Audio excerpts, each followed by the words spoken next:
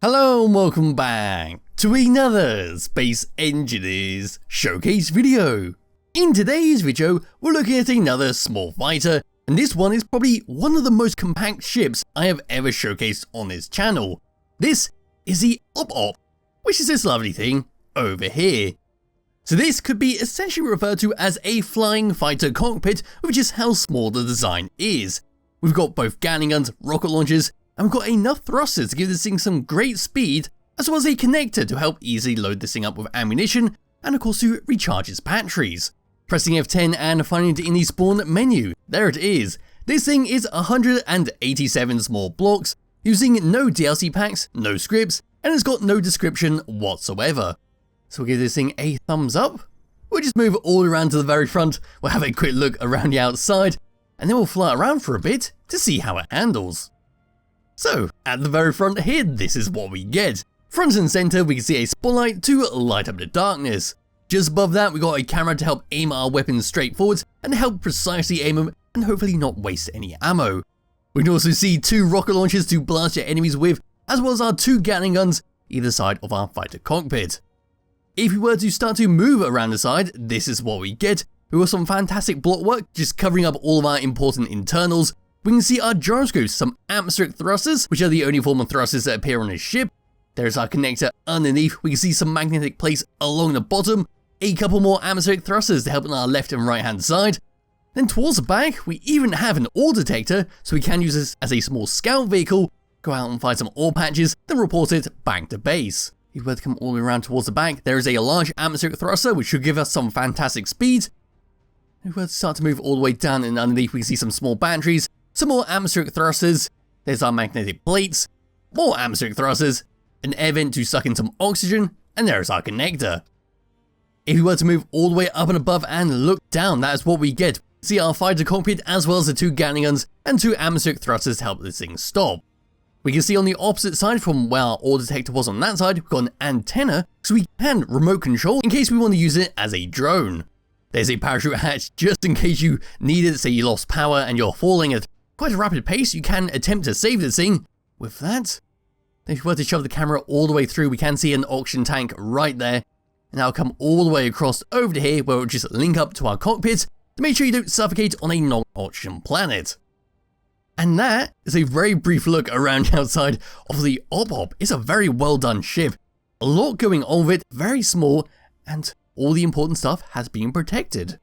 So there we go.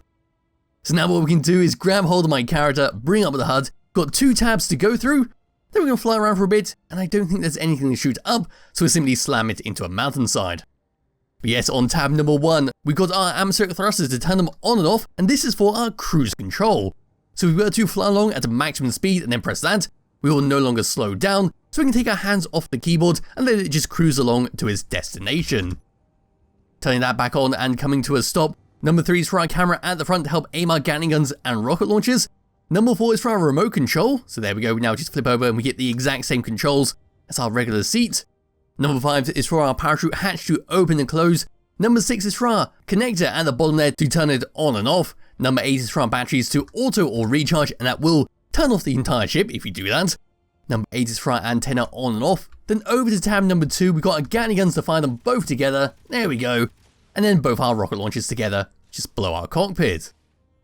Once again, we've got our parachute hatch to open and close it, our connector to turn it on and off, our battery to auto or recharge, and of course our antenna to turn it on and off. And that's that for what this thing has to offer. In terms of flying it around, we come to a complete stop by doing a 180, there we go, and start to boost forwards. This is the speed we get.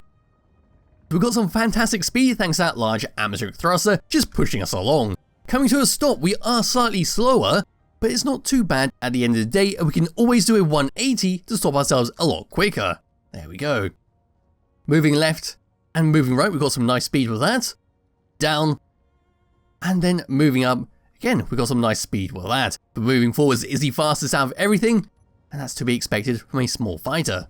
But as you saw when I wiggled the mouse around to do a 180, we do have a nice lot of control over this. There's not really any weight whatsoever, so we are quite floaty, but there does seem to be enough weight on here that is not completely uncontrollable. but you can always turn down the gyroscopes if you're not happy with it, or even just slap another one on if you want to be more responsive. Yes, as for that, there's not too much else to talk about. You did see when I was doing a flicky 180, the power was maxing out, but it's not too much of a problem at the end of the day because it's not causing any kind of issues whatsoever. But we are still maxing out the power, but there we go, it's now sorted itself out. So what we can do now with this lovely little thing, because there's not too much else to talk about, is of course, slam it into a mountainside. We'll just come all the way over to here and we'll charge it at full speed. In fact, we'll turn off our atmospheric thrusters at the front there, and this should deal a nice lot of damage to the front. Although it might not, because some ships, they seem to just bounce away without damaging anything. But here we go, all the way forwards. And there we go. It seems to have, well, it seems to be in slightly recoverable state. We lost our atmospheric thrusters at the front. No, we still got one. We just lost our cockpit. And there we go, it looks like we are completely stuck. It can't seem to escape. It seems to be lacking something. I'm not sure if it's lacking power or simply lacking both gyroscopes. And I think it is the gyroscopes that are missing on this thing. So it should be fairly recoverable if you do have a max speed crash. But anyway, that is it for the OBHOP. There'll be a link to it in the description below if you do wish to download and play around with it yourself. Highly recommend you do. And I'll be back with another video some point soon. Bye bye.